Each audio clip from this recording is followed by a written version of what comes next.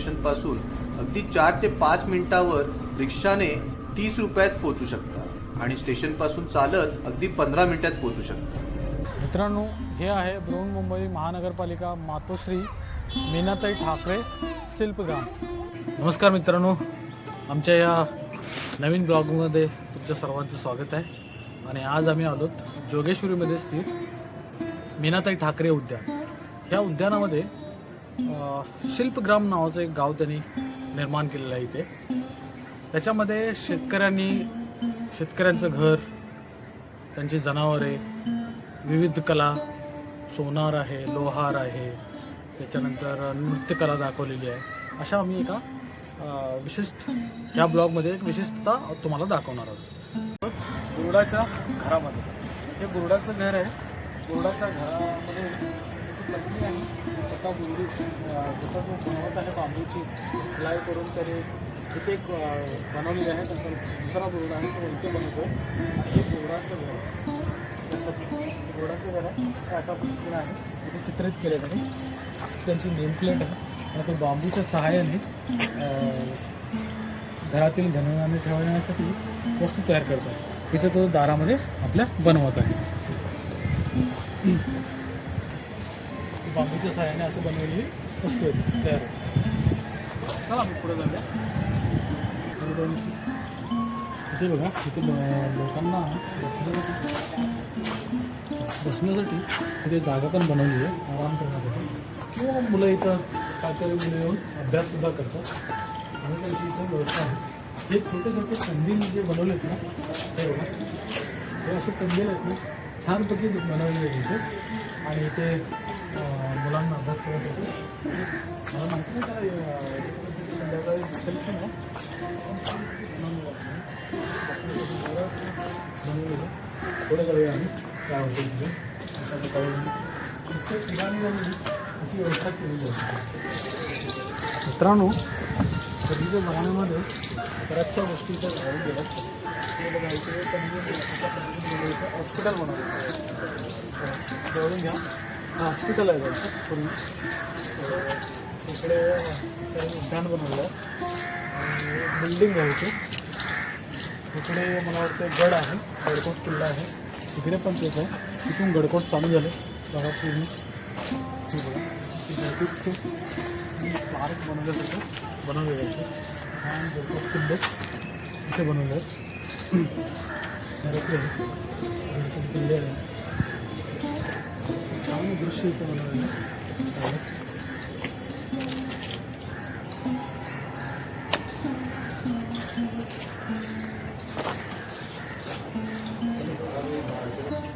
मित्रांनो, आता आम्ही आलो मूर्तिकाराच्या घरामध्ये. त्याच्या दारामध्ये आम्ही उभो आहोत. असे इथे मूर्तिकार, इथे बघा, मूर्तिकार आपल्या छानाने मूर्ती घडवण्याचा काम चालू आहे. इथे साईबाबांची मूर्ती त्यांनी ऑलरेडी घडवून ठेवलेली आहे. असं तर इथे दाखवलेलं आहे. इथे मूर्तिकार इथे बघा, हा आपण पॉलिश करतो, मूर्तींना पॉलिश करतो. पाठीमागे मूर्तिकाराने साईबाबांची मूर्ती बनवलेली आहे. आणि त्याच्या दारामध्येच काही लोक चर्चा करताना दाखवले. तर बघा, लगभग माझ्या हाईटची ही त्यांनी मूर्ती, माझ्या हाईटची लगभग मूर्ती तिघंजण इथे चर्चा करताना आपल्याला दिसतं. अशा प्रकारे ह्या मूर्तिकाराचं घर आहे. आणि ते जुन्या काळातलं मॅक्सिमम इथे जी काही मूर्त्या बनल्यात किंवा घरं बनवल्यात, हे सगळं जुन्या काळातील पॅटर्न आहे घराचा. तुम्हाला इथे आलात तर 100% तुम्हाला तुमच्या गावची आठवण येईल किंवा तुमच्या गावातील अशा जुन्या वास्तूंची 100% आठवण येईल. पण तुम्ही एकदा वेळ भेटल्यास जोगेश्वरीला या आणि शिल्पग्रामला जरूर भेट द्या. तुम्हाला तुमचा थकवा हे चित्र पाहिल्यानंतर तुमचा थकवा एकदम रिलॅक्सेशनमध्ये जाल. तुम्ही 100% तुम्हाला इथे ज्यावेळी तुम्हाला वेळ भेटेल त्यावेळी जोगेश्वरीला आलात कधीतरी तर या शिल्पग्रामला जरूर भेट द्या. चला पुढे जाऊया. आता आम्ही दुसऱ्या एका घराकडे जाणार आहे चालत. चला बघूया, जाऊया आम्ही.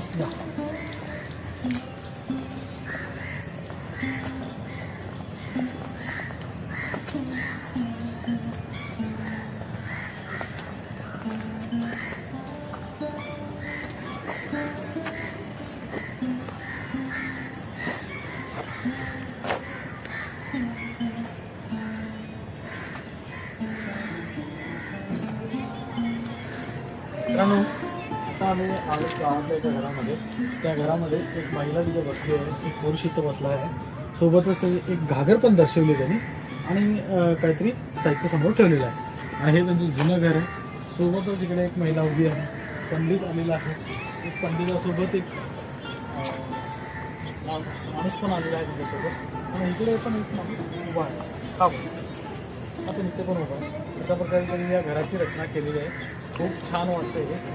दारातच त्यांचं अंगण आहे, अंगणामध्ये झाडं आहे, दाखवलेलं आहे. तिथं फळं पण आलेली आहे. खूप छान बऱ्याच प्रकारची झाडं त्यांनी लावलेली आहेत. चांगली संगोपन करतात.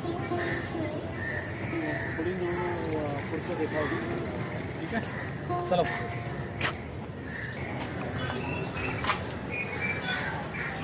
मित्रांनो, इथे बघा अशा त्या खुर्च्या बनवतात आराम करण्यासाठी.